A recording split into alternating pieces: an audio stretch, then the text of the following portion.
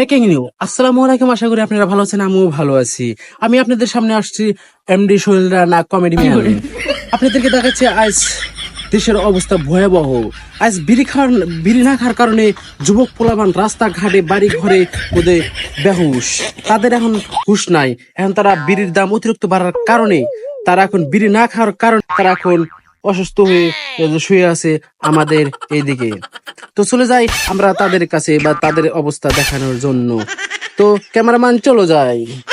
বিড়ি বিড়ি আমাকে বিড়ি দাও। বিড়ির দাম বেড়ে গেছে দেখি আমি বিড়ি খাবার না। এই সরকার কি করলো? আমাকে বিড়ির দাম বেড়ে গেছে দেখি আমরা বিড়ি খাবারছি না। বিড়ি বিড়ি আমার গার্লফ্রেন্ড নাই, কে নাই, আমার বিড়ি ছাড়া কোনো উপায় নাই। বিড়ির দাম 5 টাকা থেকে 10 টাকা আছে গা। বিড়ি এখন আমি কাঠঠান টাকা চাবো, বিড়ি খাবো। আমার তখন বিড়ির খুব দরকার। বিড়ি বিড়ি বিড়ি আজ তাদের অবস্থা, যুবক পোলাপান বিড়ি না খাওয়ার কারণে তারা বেহুশ, উশে তালে বেতালে কি বলতেছে, বকাবকি করতেছে দুলা ইন্দিকার। তাদের এক কথায় এক জবান বিড়ি বিড়ি বিড়ি। এখন তাদের অবস্থা ভয়াবহ।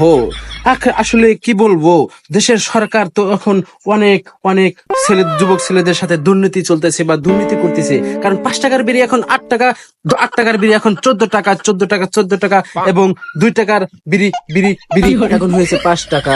এখন যুবক পোলাপান বিড়ি না খাওয়ার কারণে তাদের অবস্থা ভয়াবহ।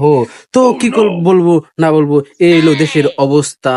তো সমাপ্ত এখানেই। আল্লাহ হাফেজ, ভালো থাকেন, সুস্থ থাকেন। তো আপনারা ভিডিওর কমেন্টে বলে যান যুবক ছেলেদের কি হাল হবে এখন দেশে।